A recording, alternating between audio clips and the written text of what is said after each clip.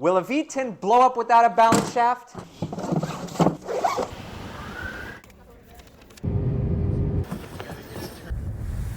Oh boy. We bought this thing to find out.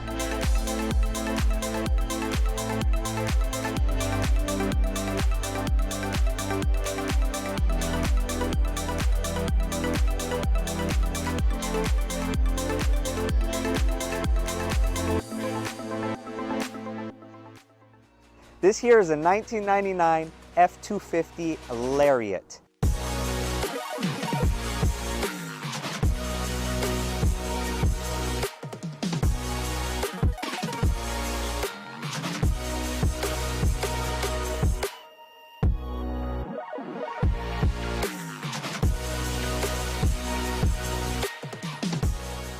It has 220,000 miles on the clock, probably easy miles because it's been its last couple years as a hay and horse hauler. So she's perfect for this test. It's 4-wheel drive, and this is the Texas King of the Hill edition right here.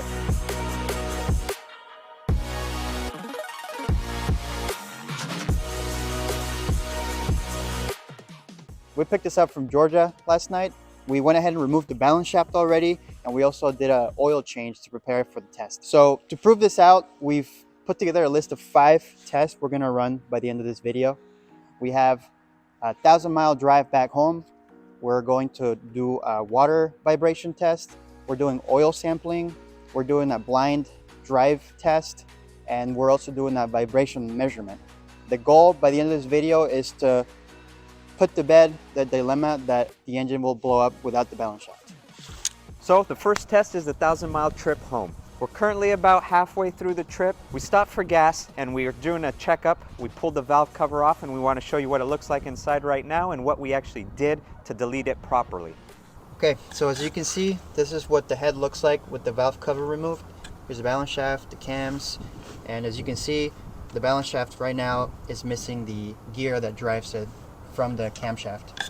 This is the stock one from this engine. You can see this gear is pressed on, so we pull this off with a puller. This is driven by the camshaft, so that one doesn't have the gear. So as you can see, we had to leave the balance shaft in place, but right now it doesn't move, it doesn't spin. It's completely inactive. And the reason why we had to do this is because the balance shaft is actually oil fed through the cam caps, and in order to prevent oil pressure loss, we left it in place with a little bit of tape to add thickness to make sure the cam bearings were completely sealed, which that may not be necessary, but we wanted to make sure we wouldn't lose any oil pressure on the drive back. So with this in place, the balance shaft is not doing anything to the engine, and we're making sure that we don't lose any oil pressure. So we're gonna throw the valve cover back on the engine and get back on the road.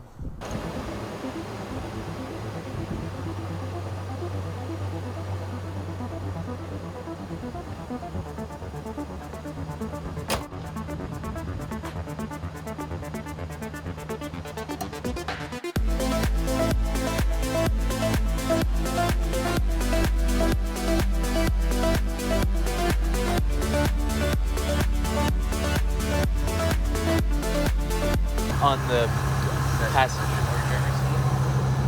I'm moving it and it doesn't do Yeah. Do you see any water in there? Not anymore. There was water. Yeah, there was, but not now. Low pressure wax?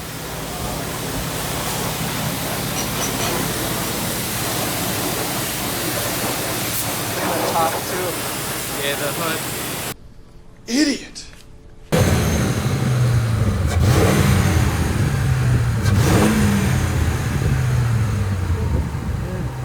Try it again. Don't pressure wash on a long trip, okay guys? Who cares about the video? F***ing get home, okay?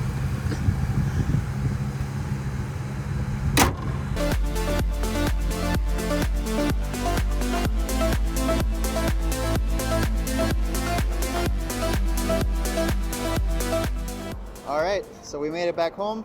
Truck is in one piece. Oh wait, let me make sure the engine's in one piece. Yeah, she's all there. So we only made 850 miles and the goal was to hit 1,000. So we're gonna spice things up a little bit by hooking up a trailer onto this thing and towing the last 150.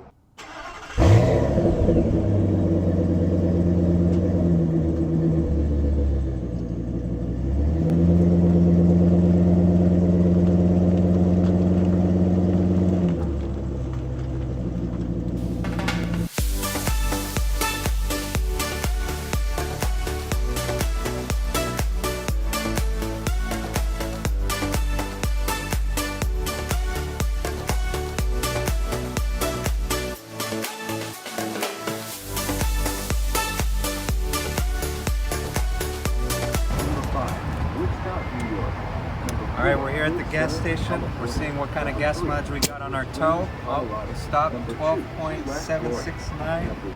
130 divided by 12.7. Oh, not too bad, 10.2. Wow, that's actually a lot better than I expected. Yeah. Towing 5,000. Wait, let me do real math. 37.7. So it was 100. So 99 miles, right? Technically. Yeah. Okay, that's not gonna change. Wait, no. Wait, how much was it? No, it was 800. 129. It was 800 and yeah. Yeah, 10.1. So a little over 10 miles per gallon. That's better than I thought. Yeah. I mean, I guess Wait. it wasn't really towing that much for this truck, I guess you could say, right? I mean, but it was a lot of stop and go, It right? was, yeah. So, I don't know. Anyway, so we'll get to conclusions now. It's still together. It's still running good. So. All right, so we can't finish this drive without a little bit of abuse.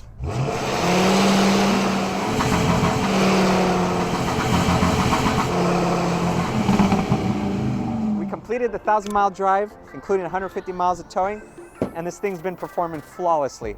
Honestly, it's exceeded our expectations. This thing's doing pretty good.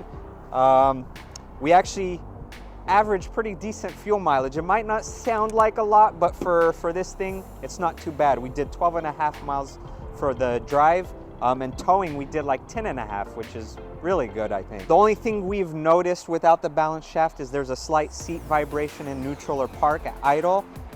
So hopefully we could show you some of that in future tests that we have planned. But for now, we're gonna call this drive a pass. No issues, nothing's wrong with it, doing good. We're gonna go ahead and move on to the next test, which is water vibration. So you could probably see some of the shakes there. Let's go to that now. All right, we got our water test set up here. We got a glass cup with some colored water in there. We mounted an aluminum plate right to the engine. So all the vibrations from the engine are gonna be transferred into this cup. We're gonna watch the ripples on the top of the cup and see how they differ from balance shaft and no balance shaft. We're gonna put them side by side on the screen. We'll do a startup, an idle, a rev, and just see the differences. We disconnected the fan so there's no air blowing on the cup, so we don't have any contamination of results. This is not a scientific test. This is just a visual representation of the shake on the engine. So hopefully you guys can see the differences.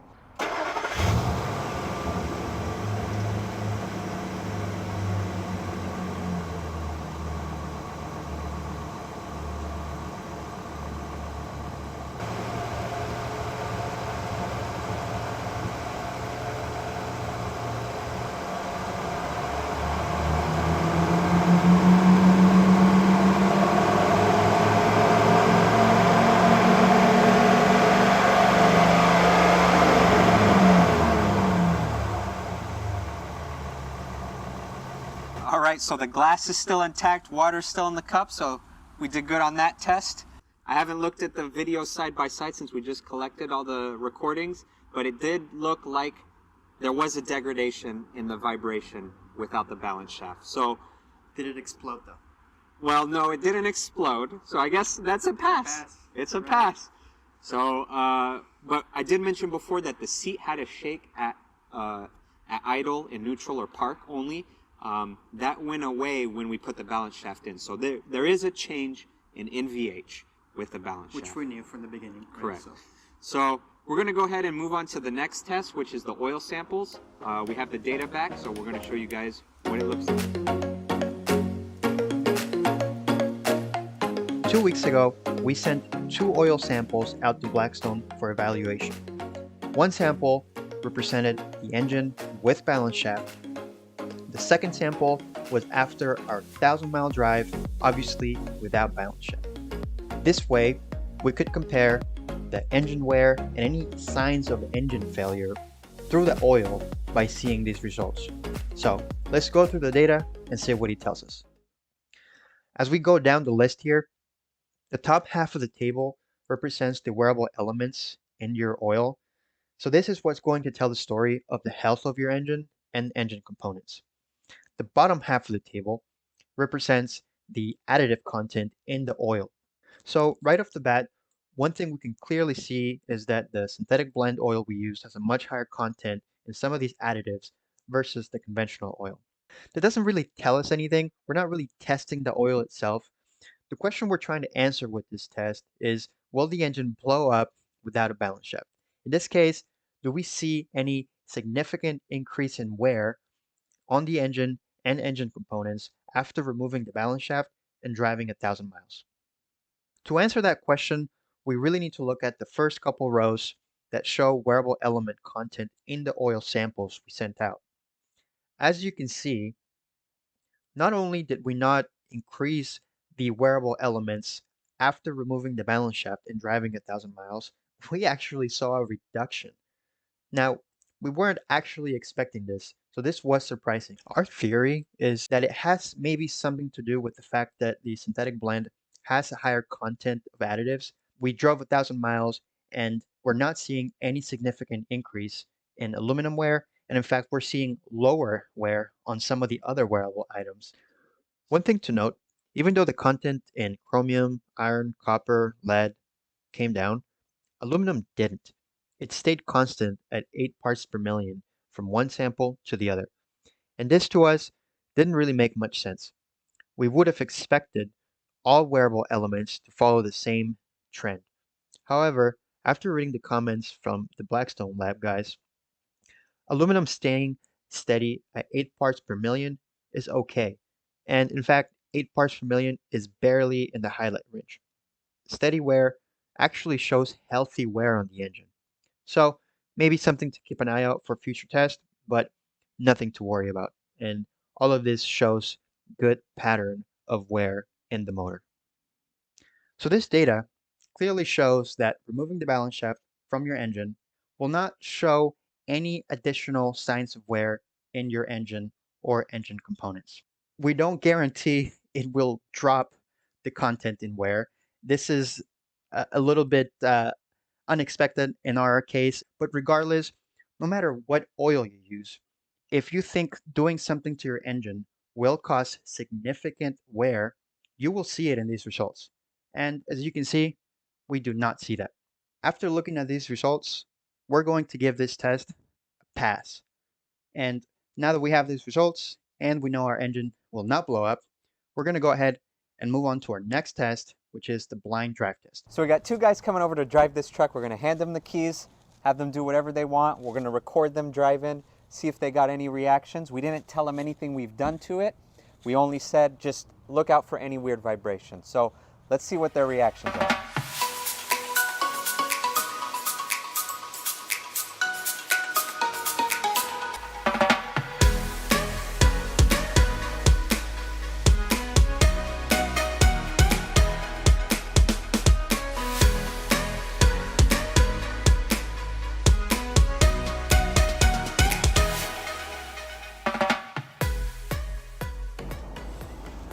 So what do you think?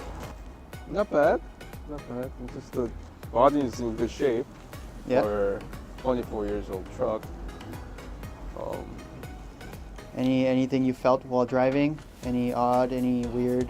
The steering wheel's loose, off center. Yeah. Gear is always kind of loose, so it's hard for me to get used to. Oh, you it's mean gonna the take lever? some time. The yeah, lever, the lever is always seems like I don't know which gear I'm in. I really have to check right or count. No weird like vibrations or anything like that when you? Not weird vibration. Okay. Alrighty.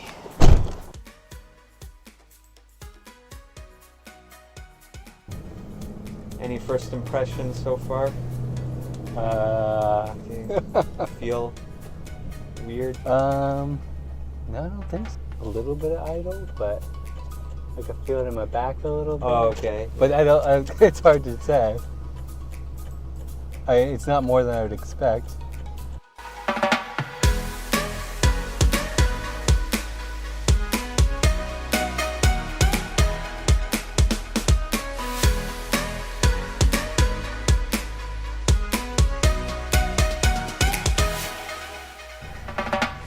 A little bit of vibration I felt in my back earlier. It's not happening anymore.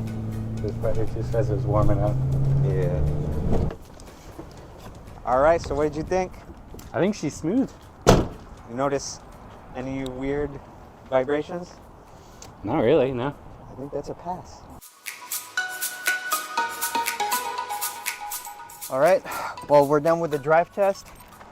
That was a success. So now we're going to move on to the next test, we actually instrumented the truck with accelerometers. We placed one on the seat, we placed one on the rail of the seat, and we also placed one directly in the intake. We gathered all the data with balance shaft, without balance shaft, so now we're going to walk you through those results. So what we have here is the time series data that we got from the accelerometer. This is what it spits out. We can't really glean much information from this, so what we did is something called a fast Fourier transform. If you're not sure what that is, look it up. It's pretty interesting. It takes time data and puts it into frequency data. So what that gives us is this. So we collected accelerometer data in multiple spots on the car, but really the most important ones we saw were the engine and the seat, the top of the seat. So we're going to show that data now. What we're looking at here is the engine accelerometer data. So there was one bolted right to the engine. What we have here is frequency on the bottom, the x-axis, and then magnitude on the left axis. So a word about the magnitude. The magnitude is only relative comparing two sets of data to each other, but it can't compare two different tests to each other, really. To put this in perspective, right, think about the water test we did, the blind drive test. So that's like the real life feel of it. This is hardcore accelerometer data. So just keep that in the back of your mind.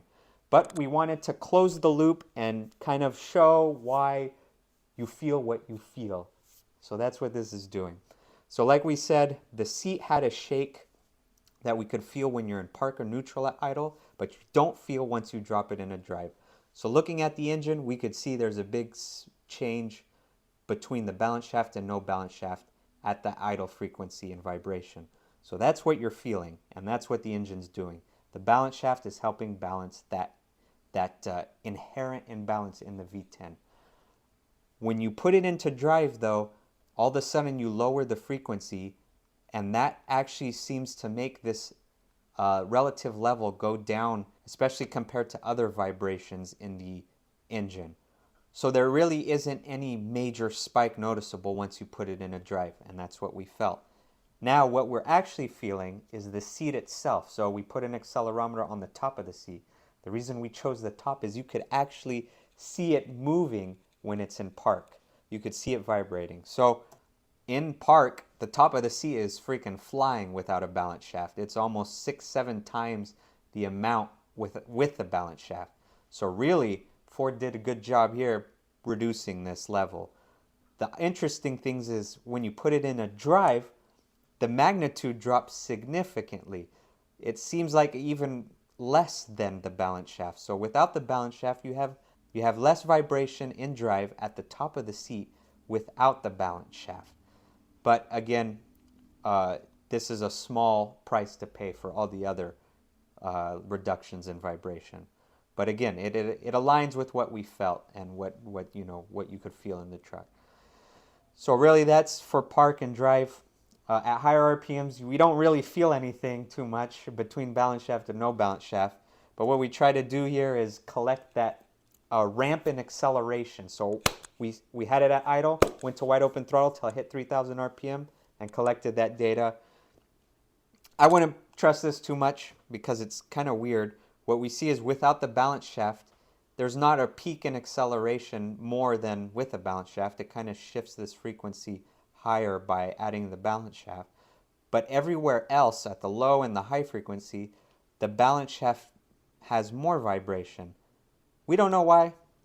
So maybe we need to collect more data to understand this, but this is just here for your perusal. But yeah, that's kind of the summary of what we collected with the accelerometer. We're going to go ahead and get to the conclusions for this video now. Let's recap everything we went through. We bought a truck in Georgia. We removed the balance shaft. We drove it all the way back to Michigan, 1,000 miles. We towed with it burnouts. We had other people drive it. We instrumented it, all this other stuff. And at the end of the video, I think we can all agree that, will the engine blow up without the balance shaft? It won't. It will not.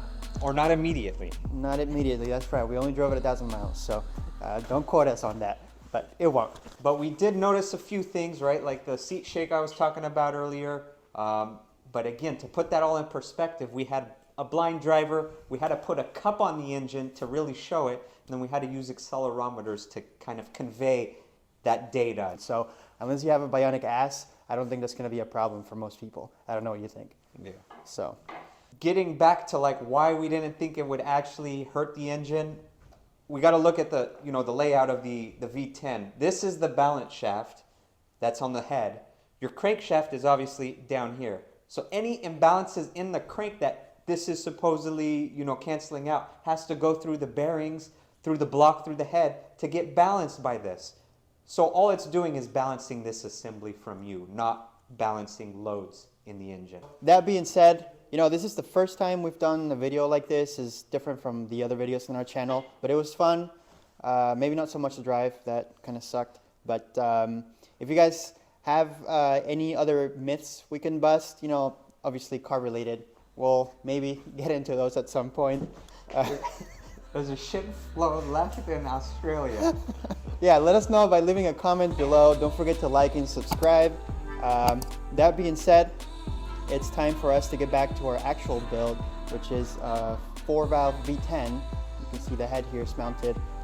We have the heads ready to go. We actually just got our rotating assembly back from the shop, including the block. So the next step now is going to be working on the cooling system. So go check out those videos. And now we know we don't need a balance shaft. That's right, yeah, so we're good to go. Thanks for watching. We'll see you guys in the next one.